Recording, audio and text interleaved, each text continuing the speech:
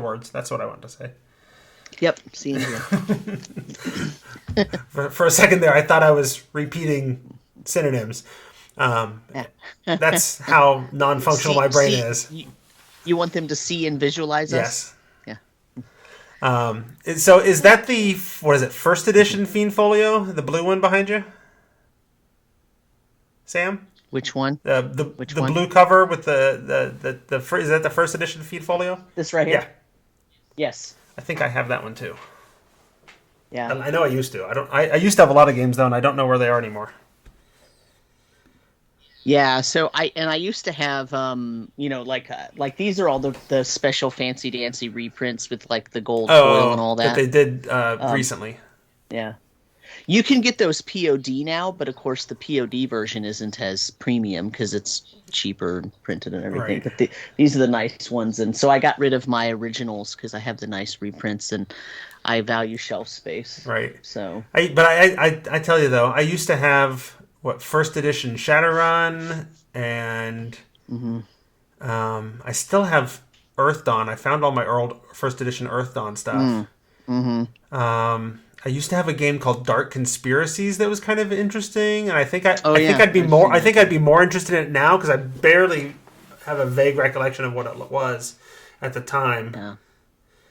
But there's all these games that's like I know I used to have this game. I have no idea what happened to it. It is no longer on my shelf anywhere. So. Yeah, I mean, I still have my 3 little brown books too. So. Oh, I've got those! these, Wow, I've never had those.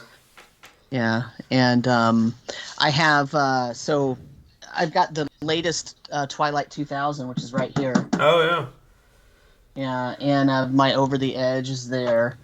I've got a bunch of Traveler down here, which I don't know if you can see. I've played Traveler, but I've never owned it, and I've heard many stories of Twilight, but I've never actually played Twilight. Yeah. I did recently in the used section of one of my local game stores. I went hunting around for good deals for free RPG day, and found probably my favorite of the local game stores wasn't participating at all.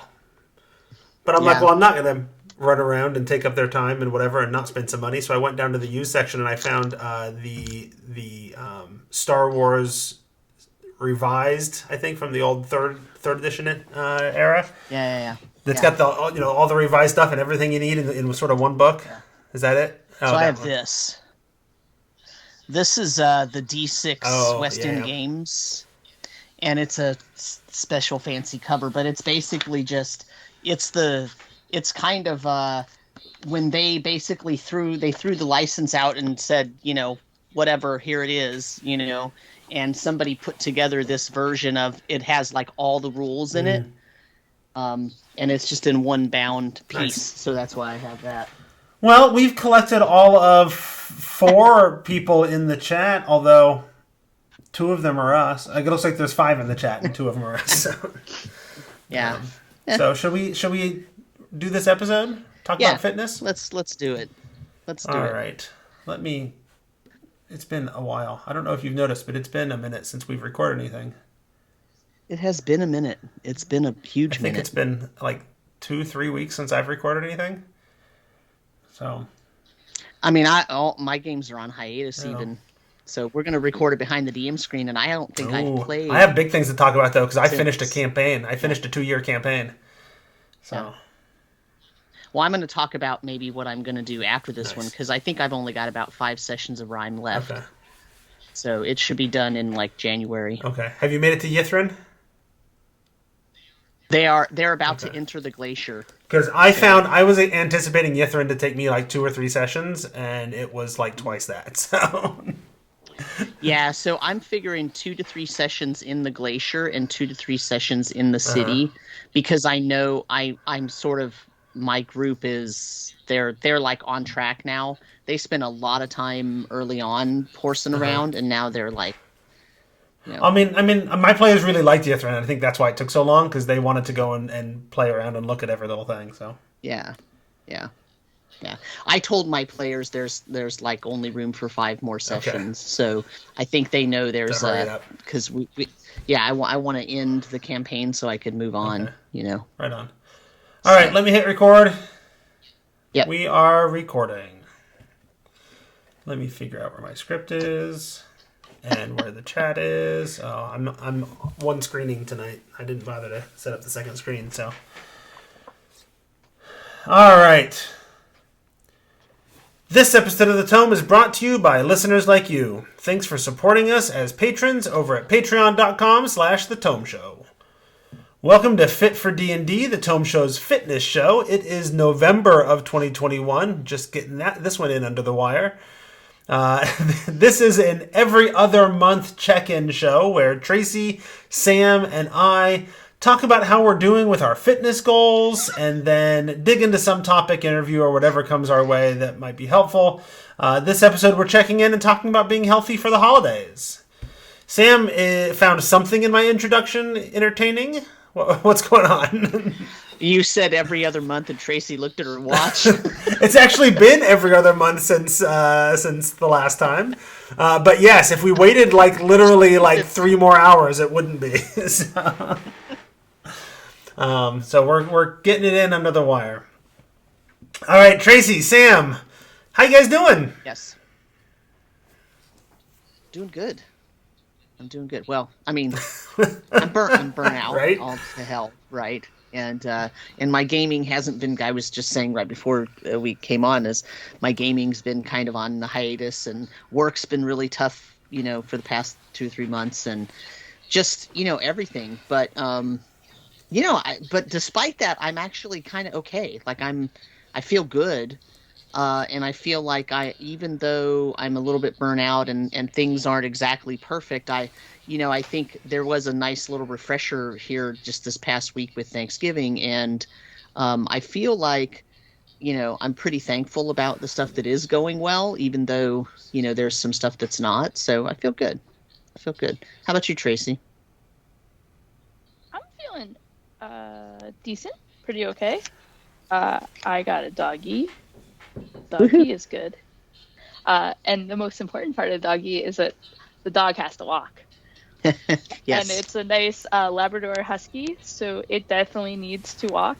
And so I've been doing walks every day now. I know, I'm already jumping into you're jumping my ahead. update. No, it's okay. yeah.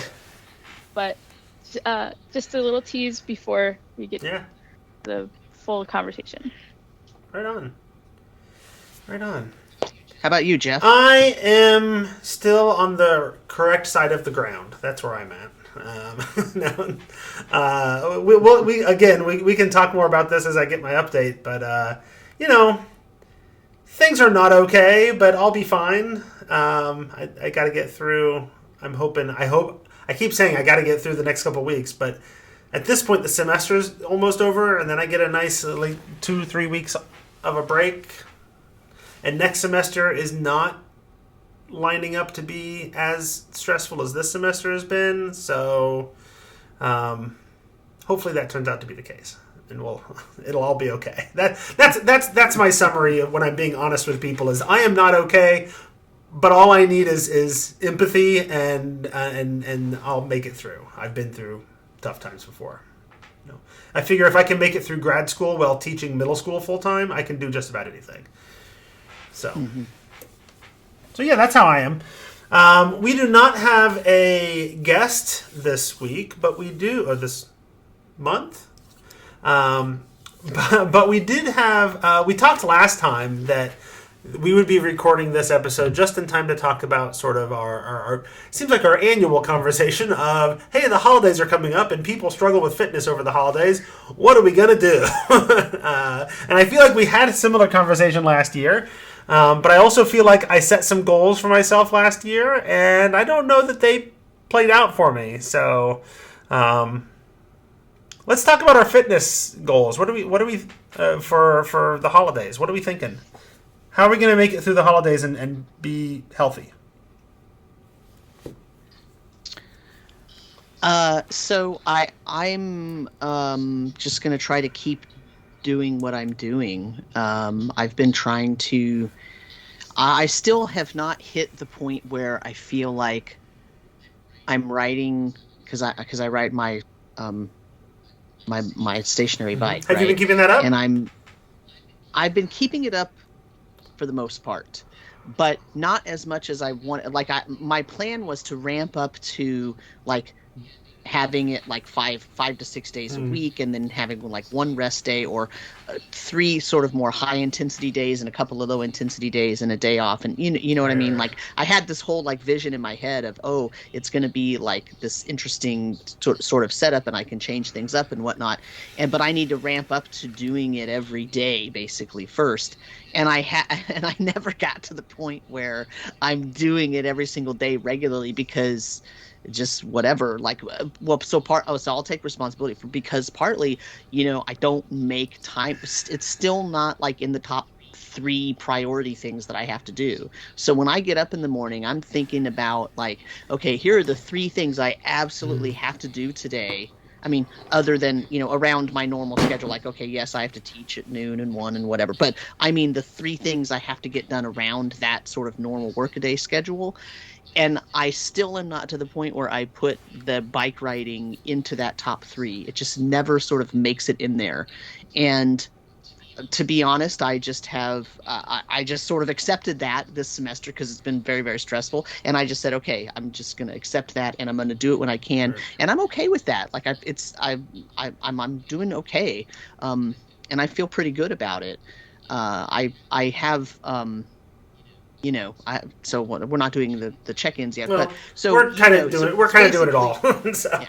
Okay, so basically, like, so my goal, I think, for the winter, for the sort of the holidays, is just try to keep doing what I'm doing. And what I'm doing is trying to be mindful about it, and not being too stressed out about it, and not making it such a big giant deal that I end up ignoring it because it becomes too stressful. And that's kind of working for me right now. So, I've lost about 10 pounds. And so I'm feeling, and I've kept that off for the most part. There's a little bit of wiggle there, right? You go up a couple pounds, right. You lose a couple pounds again. But for the most part, that's pretty good, and I feel good about that. I want it to be more. I want to do more. But what I found about myself is I really need to put that plan in place, and I really do need to get to a point where it's one of the top 3 or 4 things I do during the day. You know what I mean? Otherwise, it just sometimes falls off, and then it falls off so far into the evening that it just doesn't happen. So that's my plan. Nothing super fantastic. Do you have particular holiday obstacles that are going to make those things difficult for you, or? Because I feel like that's what people oftentimes talk about when it comes to fitness in the holidays, is there are obstacles or there are temptations or whatever. And I'm curious, what are your holiday struggles? Yeah, So I thought Thanksgiving was going to have a big temptation level and a big like overeating, because traditionally Thanksgiving is sort of, for my family anyway, Thanksgiving's sort of the more big. Not that we don't have big food on Christmas, but Thanksgiving seemed to be the one where everybody's gathering, and it's the sort of the big thing. And I didn't actually have a problem with it this year, but partly that's because we didn't go anywhere. We didn't have anybody visit. We didn't visit anybody. And so I think the obstacle for me right now and for these holidays is actually that sort of isolation. And, this is partly pandemic, and partly, there's a new variant and all this kind of stuff, and this thing isn't over yet, and blah, blah, blah. But like, for me personally, like, I'm one of those people who I don't need to be, I'm not an extrovert that needs to be around people all the time. And I don't get fed by having a lot of people and a lot of interaction. The interaction I get from teaching is generally enough.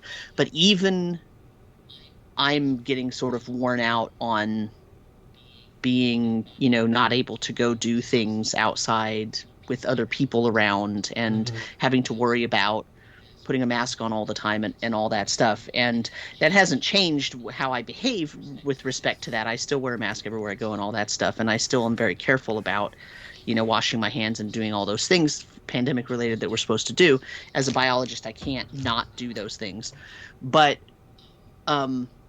for me, it's starting to get to be like, we're thinking about, well, gee, are we even going to see anybody during Christmas? Because we chose not to go anywhere for Thanksgiving. We could have, and we chose not to. And it's sort of one of those where I think the biggest obstacle is trying to figure out what are the pros and cons of that.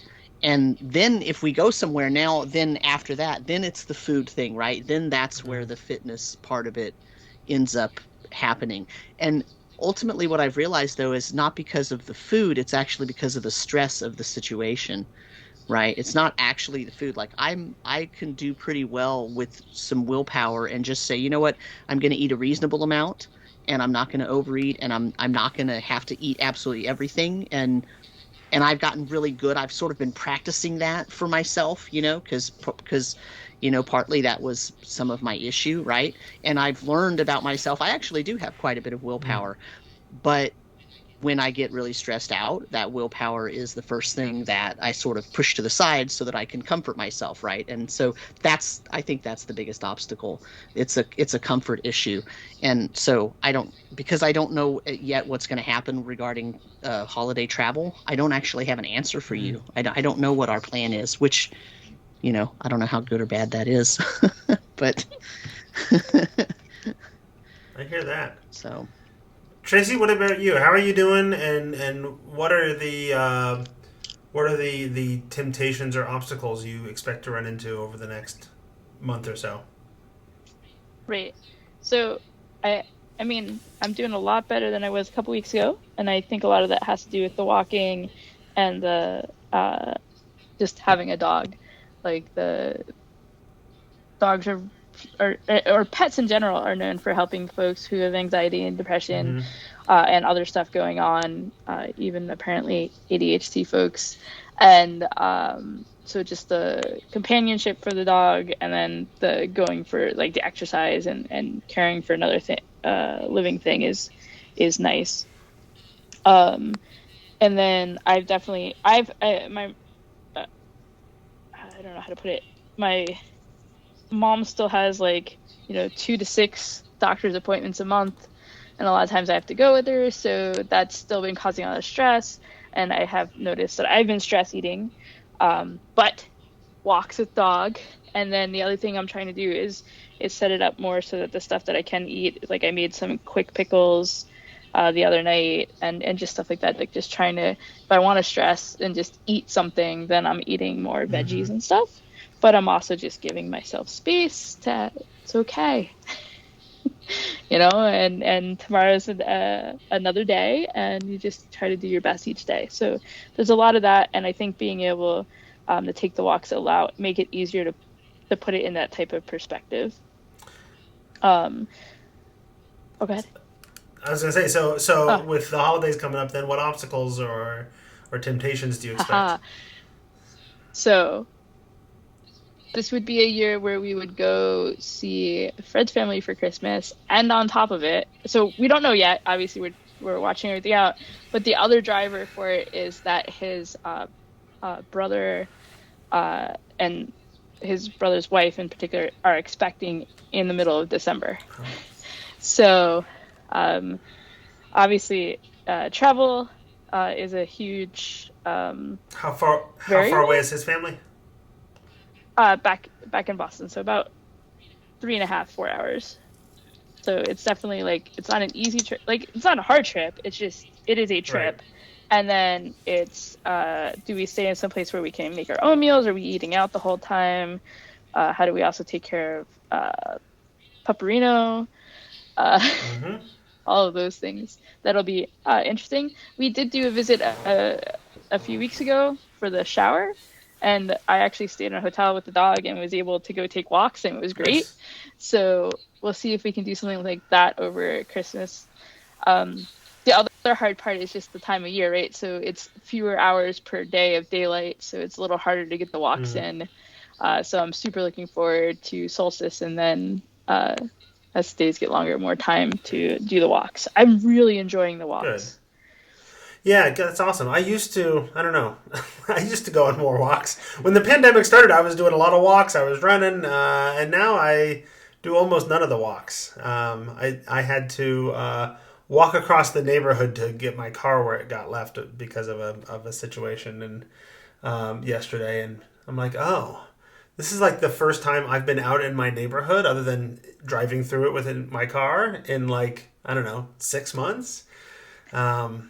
It's been a while, and now it's getting cold, and I don't want to be out there. So, Yeah, well, because what was I gonna say?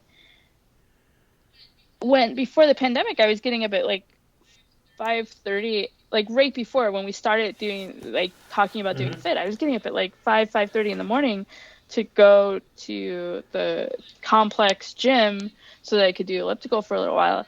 And now it's like even at 7 a.m. I don't want to. I'm not ready to move yet. Mm-hmm. It's really hard to get myself to there.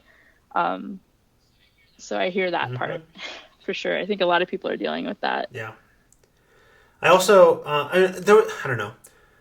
The pandemic has become exhausting, right? The almost now 2 years of constant sort of existential global dread is wearing. And there's also an element of like, I don't know, that first year I look back at now fondly, right? We were experimenting. We were almost making a game of it. There was almost fun, you know. People were making sourdough and learning dances and doing tai chi and there was all this like experimentation and getting outside and going on walks and doing all that kind of stuff. And now I'm just kind of nope, it didn't last. I'm ready to move on, right? And you were talking about the daylight hours as well, and that's one of the struggles that I tend to have around here. I don't know if it's because I imagine it's because of our proximity to one of the Great Lakes, but in the winter, northern Indiana experiences what is referred to oftentimes as permacloud, where it is just a constant covering of cloud and gray, and it doesn't go away for months. So even when it is daylight hours, you're not really getting daylight like ever, and that can be wearying. And I'm hoping that I'm out of my sort of current stress levels by the time that really starts this year, because it would be even worse, I think, if I also never saw any sunlight. So, Tracy, were you? So kind of like Oh, go ahead. I was gonna say kind of like the Gray Lady in Seattle, but just Indiana Right. and And cold. yes. Yeah, no. When my group was playing through Curse of Strahd, and I described sort of the constant cloudiness and the gloominess, and it always feels like it's just on the verge of a rainstorm or whatever. They're like, "Oh, so it's just like January here." Like, oh, I suppose, yeah. Like we live in Barovia for 3 months a year. So. Yeah, and New York has a sort of similar thing depending on where you are. And you can always tell when it's about to show up because the weather sort of turns and it's suddenly a lot colder for a lot longer span of time. And that just happened this past week, that it's suddenly now it's in the 30s and 40s every day and night for an extended period of time. And so it actually feels like fall now, which is odd to happen so late, because normally that happens, mid-October. Yeah, no. My kale is still happy. Yeah. And a bunch of my herbs growing outside, I could still go out and get sage right now. Yeah. And that's amazing. Yeah. I mean, we just cut our asparagus, like the final, part of it like 2 weeks ago. And normally that stuff's gone by, October. Okay. So, I mean, it's just been such a weird growing season, but it's been warm, basically. There's been a couple of little dips, but it's been basically warm. But until now all of a sudden it's kind of cold.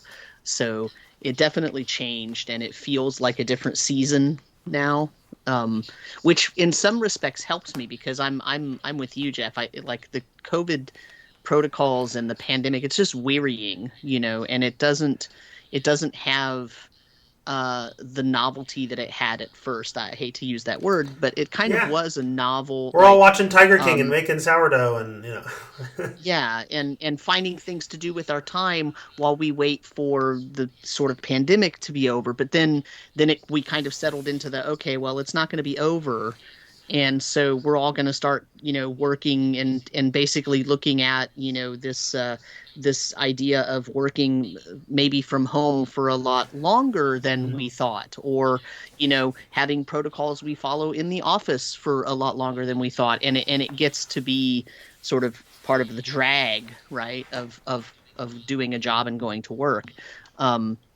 So yeah, I know. It is definitely uh, changing my sort of mentality about it is rough, Yeah, Trace, did you have So anything else to talk about in terms of your upcoming challenges for the holidays? I think that's most of it, and not get burnt out with the really good grocery shopping and Nice. and cooking part. Right on. Don't just go back to convenience Uh-huh. foods too much and stuff like that. Yep. Well, good. Good, good. Yeah, so I mean, I've talked a little bit at this point, but and before the recording, I was telling Sam that my general go-to answer for how are things going is it's not okay, but I'll get through, right? My my semester has been about as hard as probably the hardest semester I've ever had in the now 17 plus years I've been in education. There's just too much going on. I ended up overcommitted, and everything that I'm overcommitted on is stuff that I have to say yes to that I can't not do. Um, you know, and so I'm hoping, get through these next few weeks. The fitness, physical fitness, has completely just fallen off the radar for me. It is not a priority. I am just mentally getting through, emotionally getting through life at this point. There is a reason. Again, before the stream even started, we were talking about how there hasn't been a recording in a while, and that's probably entirely on me. It's just a matter of like getting Tome Show episodes scheduled to record is there's some energy that gets expended not just in the recording but in the scheduling and that kind of stuff. And so often I sit down at night and it's like, okay, I should send some emails and maybe set something up, but you know what? Nope. I'm just not there. And luckily, I knew that we had lots of backlog of stuff to get out, and I know Sam's semester has also not been super awesome. And it's not like you could have kept up with the editing of everything anyway. So I wasn't worrying too much about it because that's what I needed to do. I think to take care of myself is not add on that extra thing on top of all the work and family stuff that's going on. So yeah, and so that's really where I'm at for the holidays as well. I'm looking forward to this. It's a relatively short break this year. I think we get like two. Well, I think I get like 3 weeks, and my kids get like 2 weeks, right? Um, so it's not a super long break this year, especially compared to last year. Last year, because we went straight through with no breaks for the semester, and we were done by Thanksgiving. So I look back at a year ago, and I was already finished for the semester, and we had a whole month off, which in hindsight was kind of awesome because it turned out none of our breaks were relaxing or re-energizing for either faculty or students. I don't know if that was your experience, Sam, but none of us had the uplifting experience of going on fall break or Thanksgiving break. We all just came back just as exhausted as we were. Um, so maybe it would have been better to just get it done with and have a nice long winter break. I don't know. But yeah, I think my winter break, my going through the holidays is really going to be focused on just sort of continuing to shore up that mental health. Now, once the semester is over, I'm no longer behind on grading by a month or two like I currently am and have been all semester. I don't feel like I've got 100 people that are disappointed in me, and I can just sort of I can focus on what's going on and my family and sort of, I've got work to do, right? I'm teaching a new class that I've never taught before next semester, and I haven't done any prep for that because I don't have bandwidth for it. I've got a grant for a project that's coming due this next summer, and we're doing most of the work for it next semester, and yet all of that still feels more doable than all the pressures that were on me for this semester. So, I feel like if I can get through the next few weeks, then I'm hopeful that next semester will be more manageable, and then I'll be able to, once that is shored up and my stress levels are where they need to be, then I can start thinking about, okay, how do I get back to the gym? How do I start exercising again? How do I start doing those kinds of things? I pay as much attention to what I eat, I suppose, now as ever, but I don't sweat it when I when I know I'm making poor choices. I'm like, okay, I'm making poor choices, but you know what? That's who I'm going to be today, because that's where I've got to be. So, do you feel like, I mean, do you have any particular challenges for the holidays, or is it just this culmination of 4 months of overcommitted time and stress? Yeah, I think my particular holiday challenges are interesting this year. On one hand, the holidays are always a little challenging just because I feel like I'm either in a situation where I have to be on all the time, and that's draining, or I'm dodging getting into conversations with family members that I don't want to be in, because it's not productive, and it doesn't, and it's not, nothing good ever comes from it, right? And so oftentimes the holidays are stressful in that way, but I don't know. There's a part of me that's looking forward to it this year, if only because there's a return to normalcy. We've already made plans. We are traveling to see both sets of parents, as we normally do. I insisted with my parents that we weren't coming unless they were both vaccinated, and they have reported that they are both vaccinated. So we're going to have the same normal clan of 20, 30 people all under one roof, but with everybody who really should, and everybody in our family will be fully vaccinated by then, including the little one.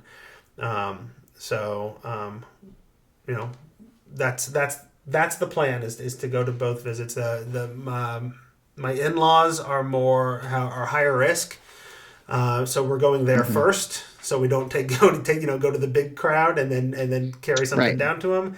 And we are, the plan is the kids get out of school and the whole family gets tested, and then a couple days later we leave, and by then hopefully we have the results of the test, so we know we're going down there and not bringing anything to them, and fully vaccinated. So we're being careful, but I feel like there's a return to normalcy, in terms of being able to get together with people again, and I'm hoping that feels like a return to normalcy, in as much as, like we were talking about, the pandemic being wearying, and it absolutely has been just grinding me down, and I'm hoping that having the normal Christmas and having 30 people under one roof and 2 dogs from different families and all the craziness that is entailed in that, feels more normal, and also ends up being safe. So yeah, those are the challenges for the holidays, but I'm hoping they actually turn into benefits. The biggest challenges, I think, for me for the holidays is it's a relatively short holiday season, and I am teaching that class for the first time when we get back, and I haven't done any prep for it yet. So there's still a lot of work to do between now and then. And so I just know I'm going to spend like the first week, I've got plenty of time and I need some time off to unwind or whatever. And then it's going to be like, oh crap, now I've only got 2 weeks to plan an entire course, so those will be my stressors. But I know last year I tried to focus on I'm going to use the dog as an excuse to get out and do some walking, sort of like Tracy's been doing lately, but also get away from the family and catch. That was 2 years ago, and catch my breath and whatever, but stay active as well that way. And that went okay, as I recall. Not as successful as I was hoping, but it went okay. This year, I'm not going to worry as much about that. I'm going to worry about doing what I need to do to be sort of mentally and emotionally okay. So and then hopefully as the semester gets going, if I find a rhythm and things are going okay, hopefully I can start getting back to the gym 2 or 3 times a week like I was doing a few months ago. Yeah, I mean, I have been also experiencing a lot of that overcommitment thing that happens. I think it happens to a lot of people in Right. academia. And like you know, as you said, well, all these things that I committed to, I'm overcommitted, but I couldn't say no Right. to them, and I fully understand that. I also have Right. that. Yep. We have our middle states accreditation Yep. That's part is of coming ours. up, It's an and accreditation. It's an yeah. accreditation year for us, and Mhm. I'm the only social studies person in the department, so I have to be the expert Yeah, in all of right. that. Yeah.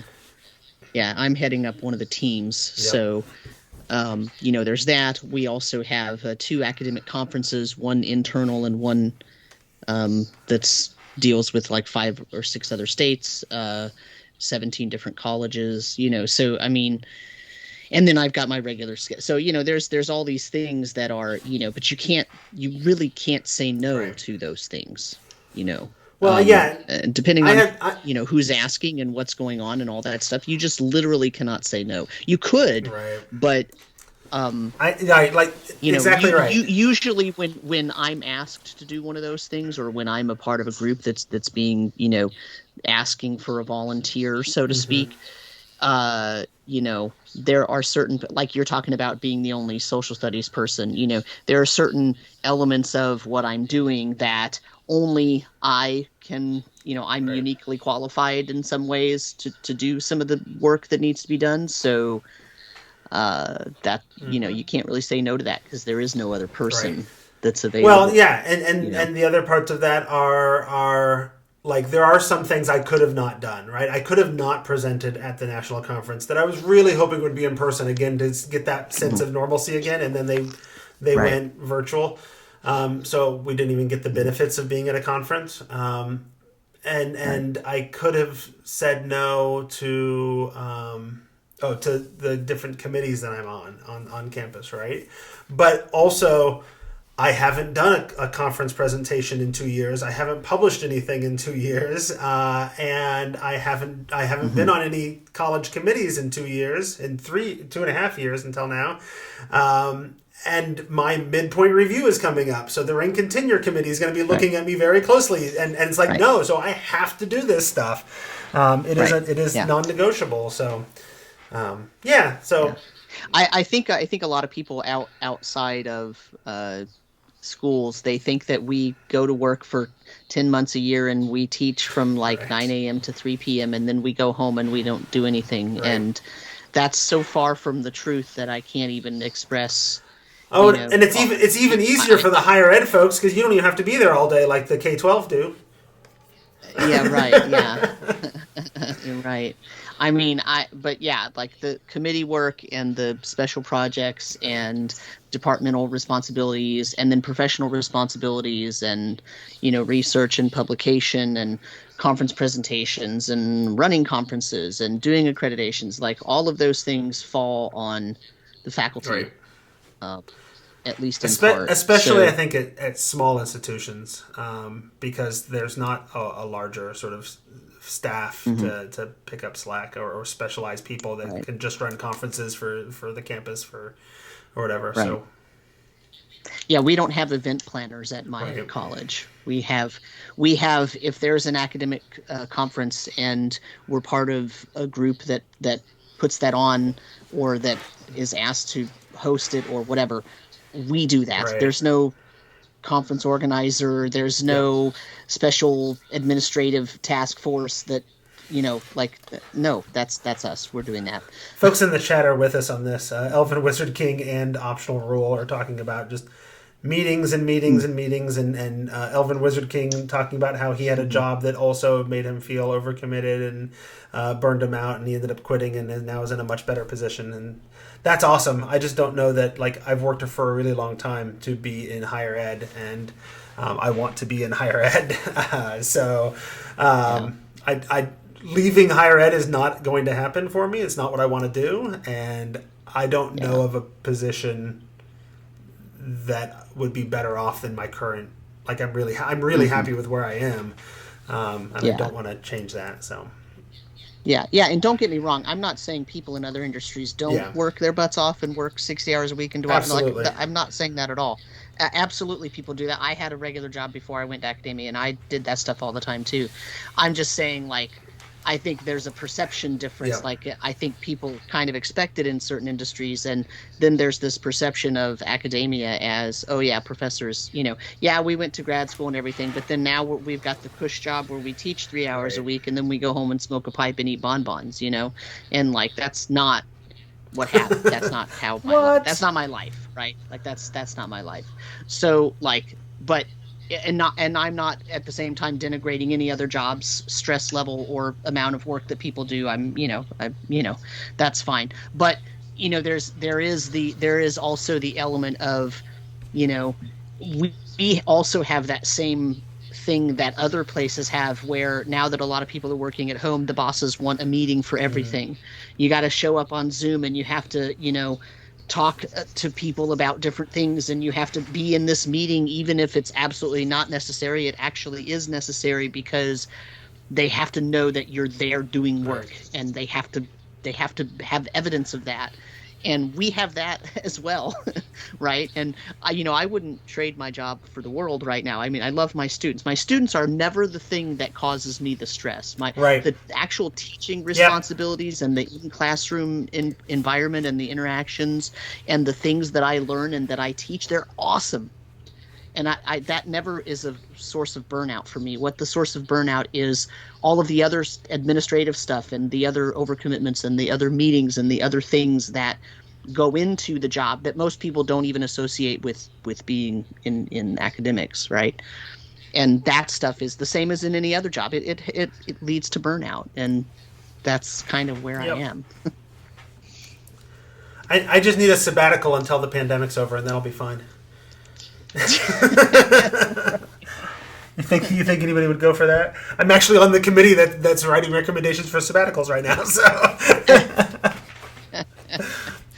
yeah. All right. Well, so that's me, and for the holidays and getting through the next few months, and we'll see. We'll check in again in January and sort of see if I made it, and if things are in better places. So, let's talk about then. Generally speaking, we talked about sort of our struggles of getting through the holidays. Do we have any specific goals we want to set in terms of our fitness goals? What do you think? What new do you want to try to do?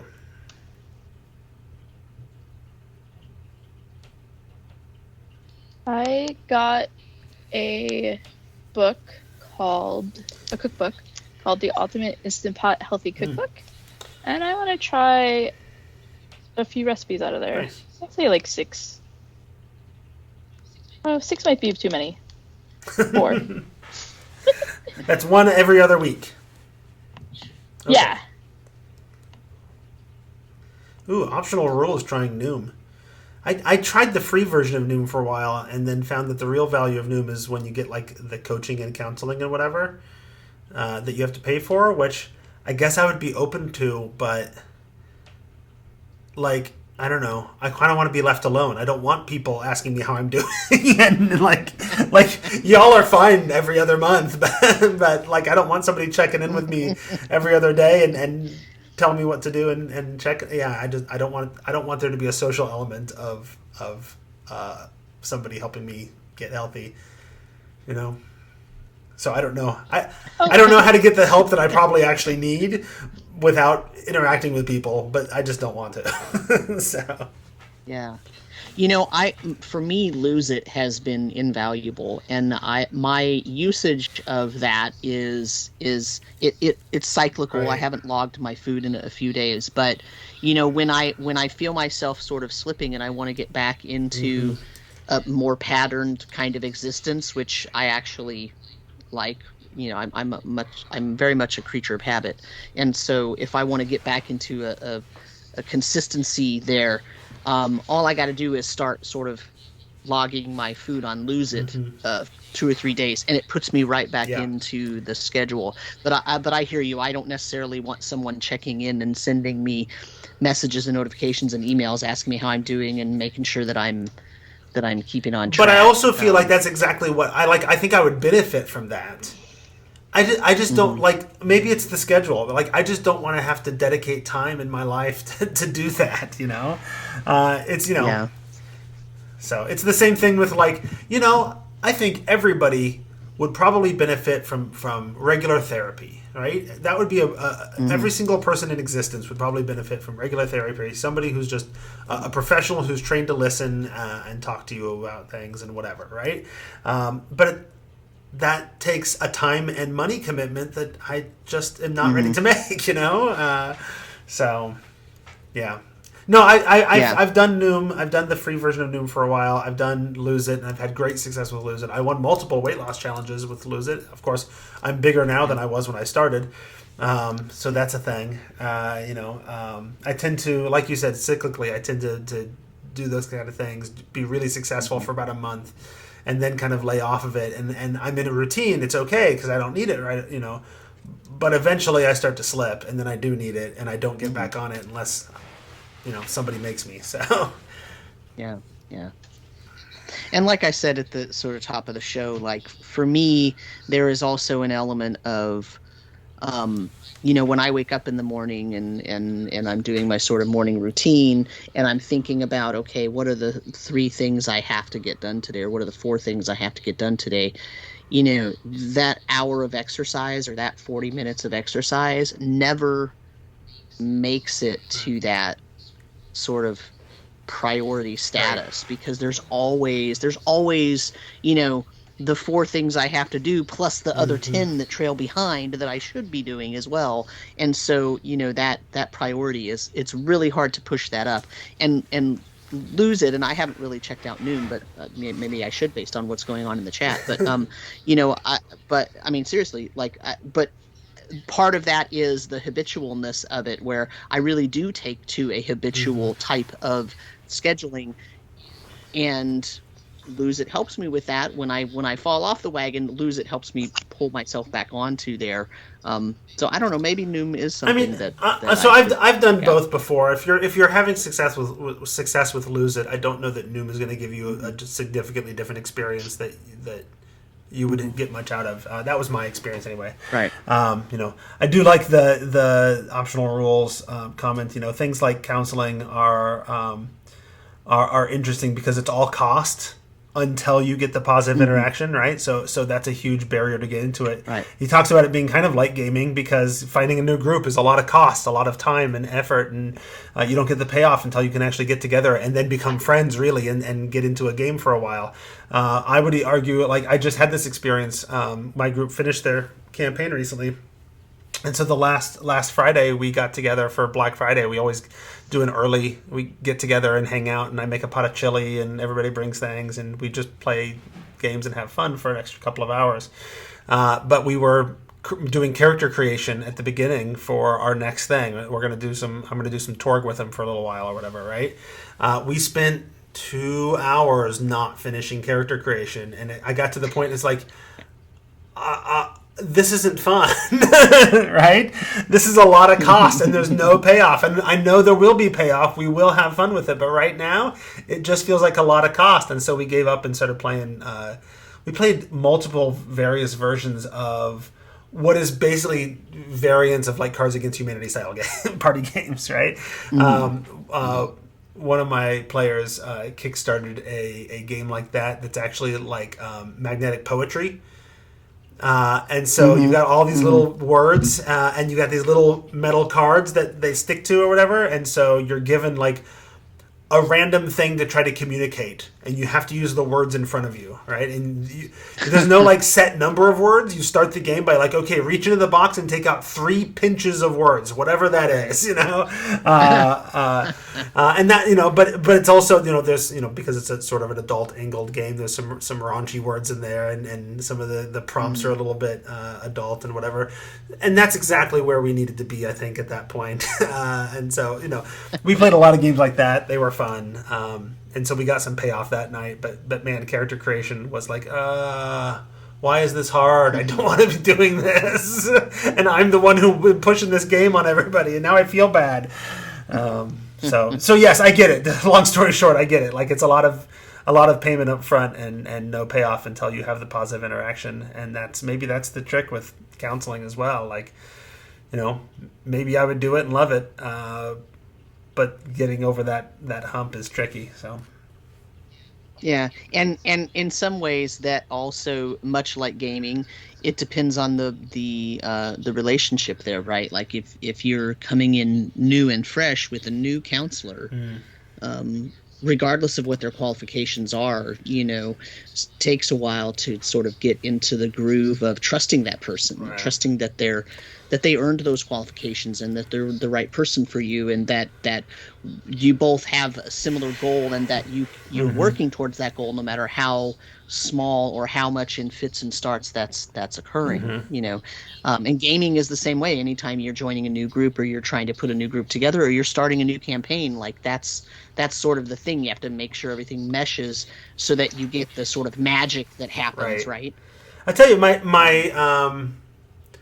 my son started, actually, this is indirectly Tracy's fault, started doing an app called Wobot, which is cognitive behavioral therapy, but it's all algorithmic. It's a robot app that you download, and you respond in certain ways, and it responds in certain ways, and you type certain things out, and it gives you sort of the scripted sort of response and whatever. And he really liked it. I'd say it's indirectly Tracy's fault, because it was recommended in a video from How to ADHD, a YouTube channel that we found out about because Tracy recommended it on Facebook. So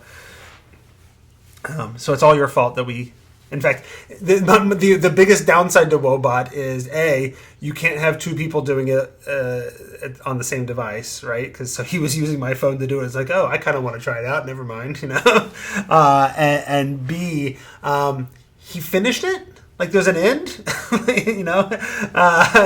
so after like, I don't know, after a month or so of using it, it's like, okay, well, we're done. We can go back and review stuff whenever you want, but I don't have anything new to share with you. I'm like, oh, well, that's not how counseling works. So, but otherwise, he really enjoyed it. So anyway, Tracy's going to try to cook 4 recipes out of that cookbook with the Instapot. And then the other thing is, I'm currently doing a listening to a Skillshare class on ADHD, and some of the approaches you can take. So I want to try to finish that up too. Sam, do you have any additional goals you want to try to accomplish in the next 2 months? Fitness related, no. I think I'm still on the trajectory to try to achieve the goals that I've already set, so those aren't really going to change. Okay. So I am in a situation where, setting aside, like I talked about, over the winter break, over the holidays, I'm going to try to focus just entirely on my mental and emotional health. And not adding more stress by not getting things done that I need to get done for work. But I am hoping that in 2 months, I am going to be able to come back and report that I have started going back to the gym again. That is my goal. It is. I'm not even going to attempt it in December. Although, there's a week when I'm off and we haven't left yet. Maybe I could go for a week anyway, for a few times, just to start getting back into the habit. I could try to go a few times in December, but that's not going to be my goal for December. But I'm hoping that by a week or two into January, I'm able to at least start getting back a little bit to the gym. I honestly, I don't know. You hear a lot about how fitness can help with stress and mental health and all that kind of stuff as well. You hear a lot of things, I've tried meditation and yoga and all these other things as well, and I've given them a real good go for a long time, and I never feel like I feel any better because of it. I've done the coloring thing, I've done all that kind of stuff too. I don't know. None of it seems to really help, other than at that exact moment, right? If I needed something to just distract me for that moment, fine. But afterwards, I don't know. But I'm hoping long story short, I'm hoping next time we get together, I'm able to say I'm a lot less stressed in the new semester, and I've even made it to the gym a few times. That's my goal, is that at the end of January I can say that. So that's a good goal. It's a good goal. I don't know. It's not an ambitious goal, but I think it's the goal that I need to have at this point. So, well, I can have super ambitious goals that aren't achievable, and then they're not realistic, right? And so, I want to be an astronaut. Well, right? Well, okay. That's my goal, but it doesn't really, that's a much worse goal than I want to go to the gym twice in December. You know what I mean? And someone who works out, I have a friend who runs like 4 or 5 miles every day, and she would scoff at me saying, "Oh, I want to, I have a goal of going to the gym twice, or I have a goal of riding my bike 4 days a week, or whatever." She'd be like, "Oh my God, how come you don't do that already? It's just so easy. Just do this and this and this." And it's like, we just have such different lives than what she has, right? So, but the thing is that would not be a goal that she was interested in at all. My goal would not be a goal she's interested in at all, because she's just not in that spot. And the best goals are achievable goals. No. Right? But I what I'm saying is I could take on a more ambitious goal and it would still be absolutely achievable. Mm-hmm. I just don't know that I want to right now. And that's part of the trick, is I need to get the ball rolling again so that I want to again. And that's my goal, is to be able to say that I've gone a few times and I've restarted a habit and made it a routine, and that I want to go again. That's what I'm hoping is going to happen with my less ambitious goal, but I think more meaningful goal, because it's harder to start pushing the ball up the hill than it is to keep it going once it's rolling, Mm-hmm. Right. So funny enough, in that Skillshare class I was listening to today, they talked about how so a lot of times starting a task, particularly a task that isn't in the skill set or wheelhouse of someone who has ADHD, is really difficult. And so what the suggestion was reward yourself for 15 minutes to do 5 minutes of work. And it sounds like this, like, why would you do 15 minutes of like goofing off and you only get 5 minutes work done? And the thing is that when you're pushing a boulder, the example they gave was pushing a boulder up the hill, you need to move it a little bit, and then you're going to need to take a break. And that's what those 15 minutes are. And then you move it a little bit more. And then hopefully, as you've moved it enough times, either you're done or you've gotten into that groove and feeling of it. And then you're actually cresting the top of the hill and then coming back down, and it'll be a lot easier. Well, and you've had that, you force yourself through those 5 minutes.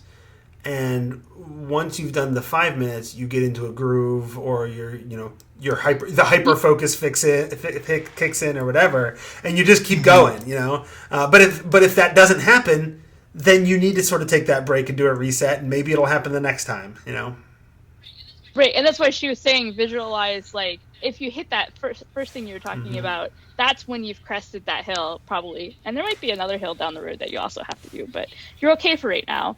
Or you need to take a break, because otherwise you're not going to be able to move it any further. And to stop internalizing it and creating negative energy about yourself for taking the 15-minute break. Yep. So that stuff's been very useful, and it's useful even for I think a lot of folks to understand and know, because we get a lot of messages from our lives that don't necessarily help us. No, and a lot of those messages come from ourselves, or at least mine do. So, yeah, it's sort of that idea of, if you did something for 5 minutes a day at the end of the year, you would have so many minutes. It's unbelievable. But if you try to force yourself to do an hour every day, right, that is an overwhelming amount of time, depending, right? Like, I'm being very vague on purpose, right? But depending on what the task is, doing something for an hour a day, every single day, is not sustainable. It's not sustainable. But 5 minutes might be sustainable. And eventually, and the thing is, if you look at it and you say, well, I can't do it for an hour a day, so I might as well not do anything. At the end of that year, you've got nothing. But if you do it for 5 minutes a day, because that's all you can do, at the end of the year, you've had 5 minutes every day where you've done something. And that's a lot more than if you had done nothing, because the 1 hour per day was overwhelming. Right on. I'm apparently yanking headphones out of my ears. I'm so enthusiastic about it. All right. I think it is time to say that's where we're at for this set of a couple of months. What has it been? October, November. So that's where we're at for October, November. If any of our listeners have any questions or just want to chat with us, you can find the show on Facebook. You can also find the show on Twitter. It is at The Tome Show. You can email thetomeshow@gmail.com, which goes to me, and then I pass it on to whoever needs to see it. You can join us on Discord, where we have our own D&D fitness channel. I have not been super active on the Discord lately, but that has a lot to do with all these other things I've been talking about, I think. And now I feel bad that I haven't been there, and so even when I have a chance to pop in, I don't, because then it's going to be weird. But that's where I'm at. But you should totally join us. Or you can be like me. And you can be like me and then just randomly pop in, and then you probably won't hear me. Tracy randomly pops in every couple of weeks, once a month, whatever it is. Yep. And we always appreciate it when she's there. Sam's pretty regular on there, and we have a lot of other Tome Show regulars that are regulars on there, or fans that are regulars on there and chat with us. It is just a big enough group to have some really good conversations, and not so big that there's not a lot of noise. Right? It's all signal. So come hang out with us on the Discord. You can also reach us individually on Twitter. I am at Squatch, Squach. Tracy? I'm at Sarah Dark Magic. That's Sarah with an H at the end. And Sam? I am at DM Samuel. And that's where you can find each of us on Twitter. And from there, Sam can sell you some fantastic other things that he does, like his wonderful Cult of Oral product on DM's Guild. The Creed of Oral just went. It just went Electrum bestseller. Electrum. And you don't have a lot of products on. It's not like you're putting out a massive library of stuff. Like you're one of those people you're a sniper. You're only going to throw one bullet out there, but it's going to have an impact. I've got two things. I've got a pay what you want thing, and then I've got the Creed of Oral, which is about 23 pages. And then I've got a couple of products that I'm like a co-author on, so they don't actually show up necessarily, depending on how you search or whatever.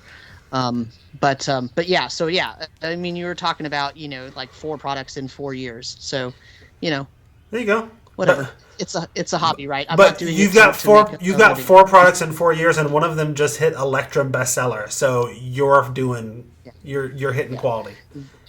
And that's I think I released it in October 2020, so it's been almost exactly at the year mark it hit the Electrum bestseller. So good job.